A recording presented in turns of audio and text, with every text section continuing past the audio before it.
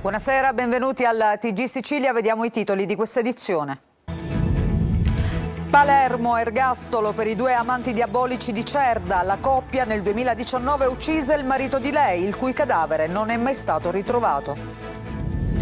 Inchiesta Pandora, interrogato dal GIP l'ex vicegovernatore Luca Sammartino. Ai nostri microfoni: sono sereno ed estraneo all'accusa di corruzione. Da Siracusa il leader di Azione Calenda commenta una brutta politica per rimbecillire gli italiani.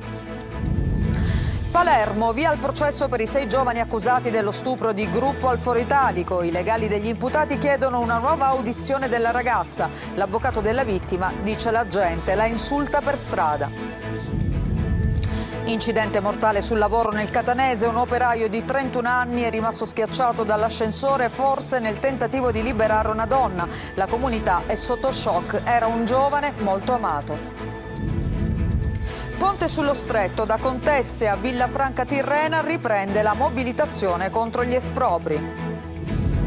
Temperature sotto la media, vento e pioggia a tratti, una massa d'aria polare ha raggiunto la Sicilia rovinando i piani per il fine settimana, a rischio anche il 25 di aprile. Calcio, il Catania prova a mettere da parte polemiche e veleni e si concentra sul finale di campionato. Domenica col Sorrento proverà a chiudere la pratica salvezza.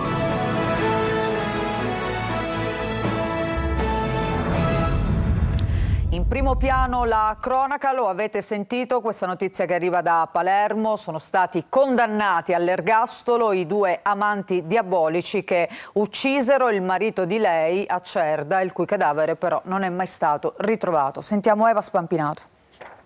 Carcere a vita per Luana Cammalleri e Pietro Ferrara, gli amanti di Cerda nel Palermitano, accusati di aver ucciso il marito della donna, Carlo Laduca, e di averne fatto sparire il cadavere. La Corte d'Assise di Palermo, presieduta da Sergio Gulotta, ha condannato all'ergastolo i 2 imputati che erano presenti alla lettura del verdetto.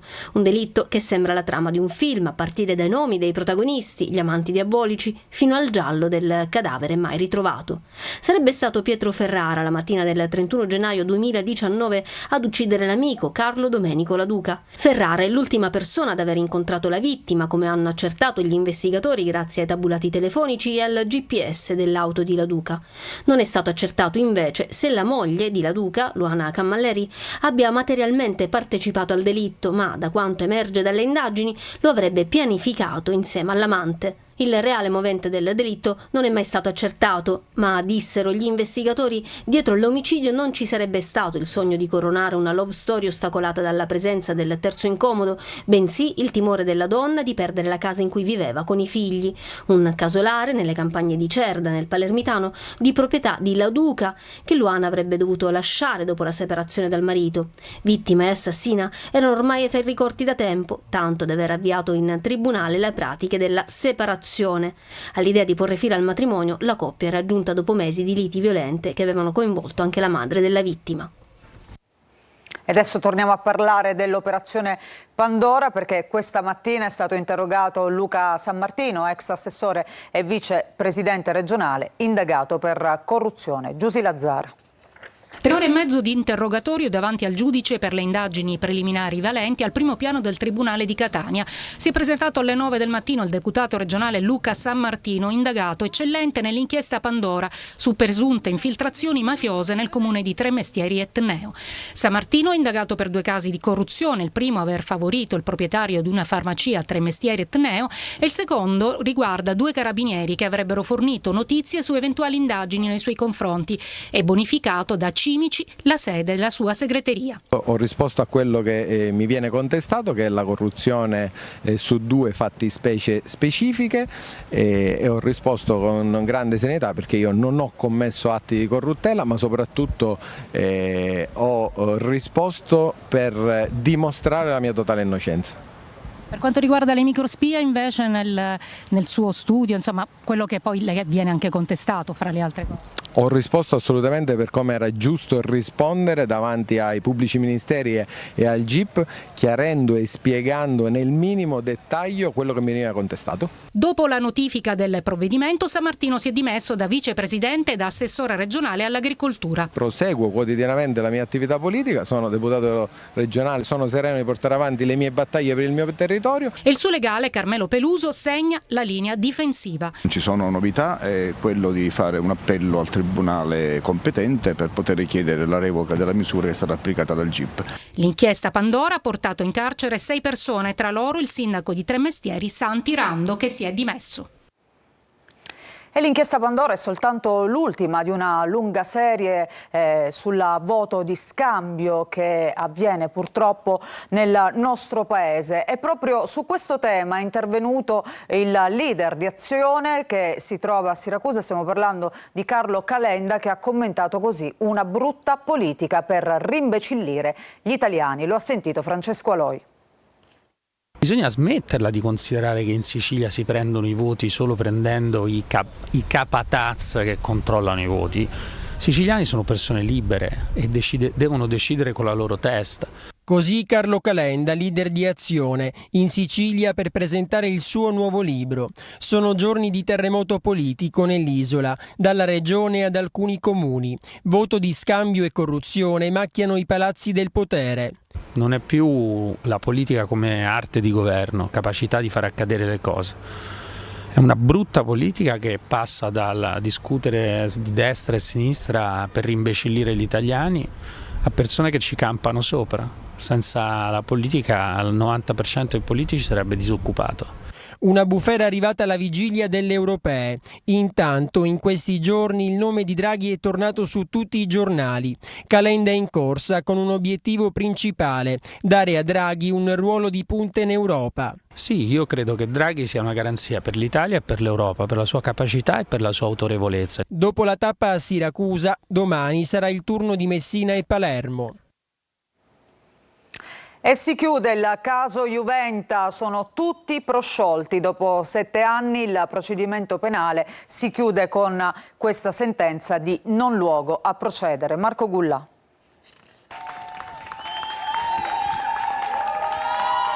Il fatto non sussiste. La sentenza del Tribunale di Trapani ha chiuso così, senza nemmeno aprire la fase dibattimentale, il processo per il caso Juventa. I 4 membri dell'equipaggio della nave dell'ONG erano indagati insieme ad altre 17 persone di Medici Senza Frontiere e Save the Children per favoreggiamento dell'immigrazione clandestina. L'inchiesta, partita nel 2016, era durata 4 anni. Si basava sul racconto di alcuni addetti alla sicurezza imbarcati sulla nave di Save the Children, che rivelarono a uomini dei servizi segreti come, in almeno 3 occasioni, le ONG si fossero accordate con i trafficanti di esseri umani, simulando inesistenti situazioni di emergenza e arrivando persino a restituire i barconi agli scafisti. Oggi la sentenza.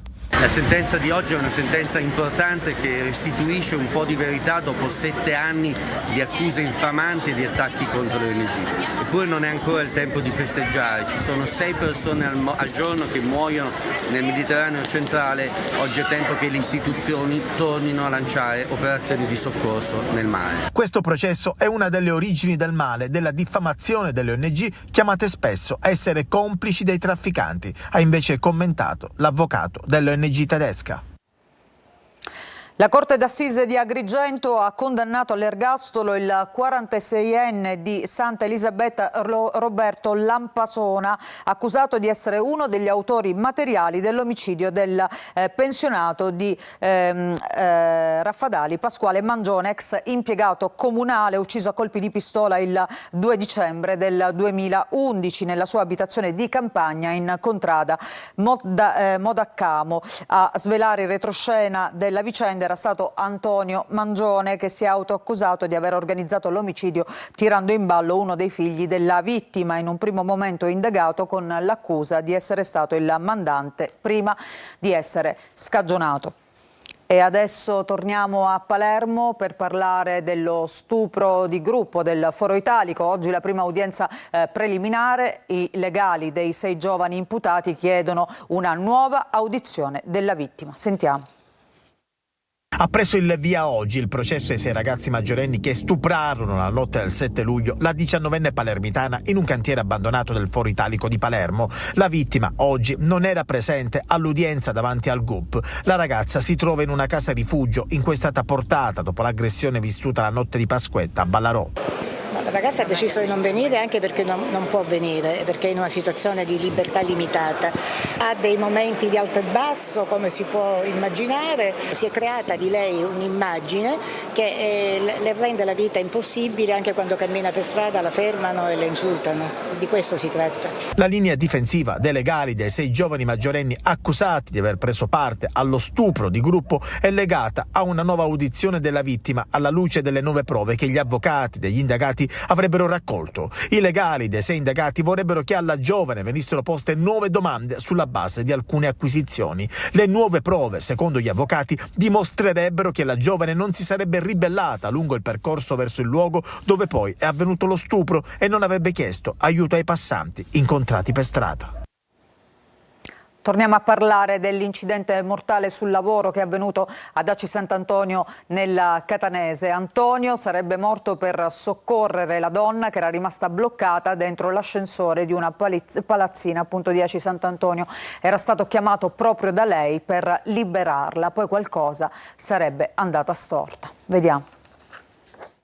Antonio Pistone sarebbe morto per soccorrere una donna bloccata dentro un ascensore ieri pomeriggio da Aci Sant'Antonio. Il 31enne avrebbe perso la vita mentre stava tentando di liberare la signora, che avrebbe chiamato i soccorsi proprio perché era rimasta intrappolata nell'ascensore della palazzina in via Marchese di Casalotto. Antonio è rimasto schiacciato tra la cabina e la porta di un piano non per un intervento di manutenzione come inizialmente si era pensato, ma per un intervento di soccorso. All'improvviso l'impianto si sarebbe rimesso in moto e per il ragazzo non c'è stato scampo.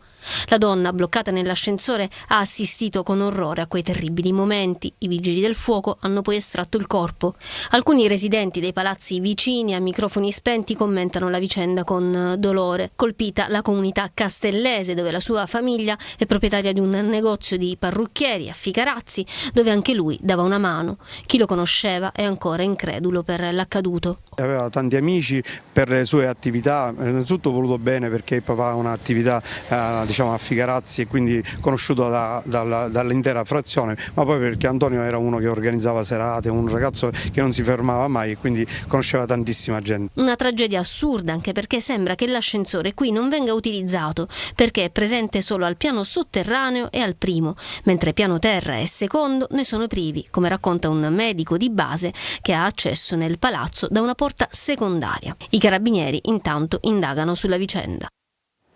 Adesso parliamo di mafia, partita la caccia al nuovo numero 1 della lista dei grandi latitanti. Si tratta di Giovanni Motisi, ultimo dei boss corleonesi dell'epoca stragista. La polizia ha un nuovo identikit. Manlio Viola.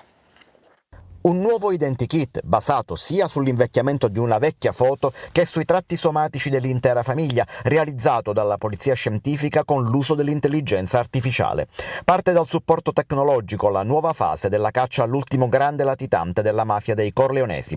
Giovanni Motisi, palermitano, classe 59, protagonista di grandi eventi criminali, è ricercato dal 1998 e dopo l'arresto di Matteo Messina Denaro è diventato il numero 1 nella lista dei più ricercati del Ministero dell'Interno.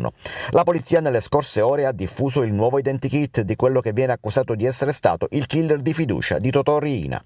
Un identikit che siamo sicuri darà un grosso contributo all'attività investigativa e nello specifico alle indagini condotte dal Servizio Centrale Operativo e dalla Squadra Mobile di Palermo, ma speriamo che possa anche essere utilizzata da qualche cittadino per fornire informazioni agli investigatori e pervenire finalmente alla cattura di Giovanni Motisi. Scomparso dai radar da oltre 25 anni, Motisi è ricercato dal 98 per una serie di omicidi, dal 2001 anche per associazione di tipo mafioso, dal 2002 per strage. Su di lui pende anche una condanna all'ergastolo per l'omicidio del commissario Beppe Montana. Intanto continuano ad emergere dettagli sulla latitanza dorata e spudorata di Matteo Messina Denaro. Gli inquirenti sono risaliti ad almeno altre 2 identità usate dal boss che, nonostante ricercato, viveva una vita normale e piena di impegni, da pranzi e cene in trattoria ai tatuaggi. Al tatuatore aveva detto di chiamarsi Vito Firreri, mentre all'operaio che gli riparò la lavastoviglie nel covo di Campobello di Mazara si era presentato come signora Verna. A Messina la mobilitazione contro il ponte sullo Stretto si sposta dalla zona nord della città a quella sud. Per domani previste una serie di iniziative. Ce ne parla Francesco Triolo. La mobilitazione no ponte da Torre Fara arriva nella zona sud di Messina, lì dove a sorpresa tanti residenti hanno scoperto solo dai tabulati diffusi ad inizio mese di essere oggetto di esproprio. Domani la protesta si sposta a Contesse, dove il Movimento 5 Stelle allestirà un banchetto informativo rivolto ai cittadini della zona sud coinvolti dagli espropri per l'apertura dei cantieri per i lavori del ponte. Oltre 200 prescrizioni dal Ministero dell'Ambiente al progetto del ponte sullo Stretto. Quindi è lo stesso governo a dimostrare che quella del ponte è soltanto becera propaganda da parte del ministro Salvini. E ancora mancano le prescrizioni del Ministero dei Beni Culturali, perché l'area dello Stretto è un'area soggetta a tantissimi vincoli paesaggistici. Nel pomeriggio invece, sempre a Contesse, il comitato No Ponte ha organizzato un'assemblea per discutere anche dei temi degli asservimenti, alla presenza dell'avvocato Aurora Notarianni, legale di fiducia del WWF Messina, ma non solo. Anche nel comune di Villafranca Tirrena sarà attivo uno sportello informativo legale in favore di tutti coloro che necessitano di supporto nella vicenda degli espropri. E adesso andiamo a Catania per parlare di pedonalizzazioni. Il comune accelera, ma per piazza Federico II di Svevia trova l'opposizione di residenti e commercianti. Lunedì incontro decisivo a Palazzo degli Elefanti. Tonino De Mana. È l'ultimo step di pedonalizzazione in centro, forse quello più complicato per le caratteristiche di piazza Federico II di Svevia e perché i soggetti interessati, principalmente i commercianti, non sembra siano compatti. In molti lamentano l'assenza di parcheggi, altri sollecitano un piano viario adeguato, altri ancora chiedono un migliore collegamento con i mezzi pubblici. Tutto messo nero su bianco in una mozione sull'istituzione di nuove aree pedonali che ha visto favorevoli 26 su 28, unici astenuti Gianina Ciancio e il consigliere assessore Gelsomino. Se ne è parlato ieri sera in un acceso consiglio comunale dove il sindaco tarantino ha ribadito la volontà di pedonalizzare piazza Federico II liberandola dalle auto e contestualmente dai parcheggiatori abusivi e magari dai tanti ragazzini che scorrazzano in scooter. L'amministrazione comunale sembra tirare dritto e ribadirà i suoi concetti nel corso di un incontro con residenti e commercianti che si terrà lunedì alle 14 a Palazzo degli Elefanti. Non bisogna far morire il commercio nel centro storico di Catania, è stato ribadito in aula. La pedonalizzazione va bene, ma deve essere programmata e pensata. Soprattutto vanno modificate molte tematiche che necessitano approfondimenti. Sul noto parcheggi, Trentino ha annunciato la creazione di nuovi stalli. Verranno istituiti 30 in piazza Borsellino, 72 in via Zurria, 49 in corrispondenza degli Archi della Marina e 95 all'interno dell'autorità portuale. E nelle ore serali AMTS garantirà un servizio navetta per collegare il parcheggio di via Plebiscito e piazza Vaccarini con il Castello Orsino, garantendo altri 80 posti per la sosta. Temperature sotto la media, vento e pioggia a tratti. Una massa d'aria polare ha raggiunto la Sicilia, rovinando i piani per il fine settimana, ma c'è a rischio anche il 25 aprile. Sentiamo Desiree Ferlito. Pioggia a tratti e raffiche di vento. Dopo un anticipo d'estate, durante lo scorso weekend, una massa d'aria polare marittima ha raggiunto la Sicilia, determinando un brusco calo delle temperature con maltempo e allerta gialla per le province di Palermo, Catania e Messina, con la presenza di neve sulle cime più alte dell'Etna. Ma nel fine settimana il tempo tornerà pian piano a migliorare, con l'allontanamento di questa perturbazione verso la Grecia. Il tempo si manterrà tutto sommato buono, prevalentemente soleggiato, anche se nel corso della giornata, soprattutto di domenica, assisteremo al passaggio di un po' di nuvole stratificate, nuvolosità del tutto innocua, che però potrà in parte coprire il cielo in diverse aree dell'isola e quindi dare un po' di variabilità per quanto riguarda soprattutto la giornata domenicale. Un weekend dal sapore decisamente invernale, anche se già da domenica le temperature inizieranno gradualmente a salire. Il tempo si manterrà variabile anche per la prossima settimana e il 25 aprile il maltempo potrebbe guastare le tradizionali gite fuori porta. Speriamo di no. Intanto noi facciamo una breve pausa e torniamo tra poco per parlare di calcio della Catania che si prepara a questa sfida a Potenza contro il Sorrento. A tra poco.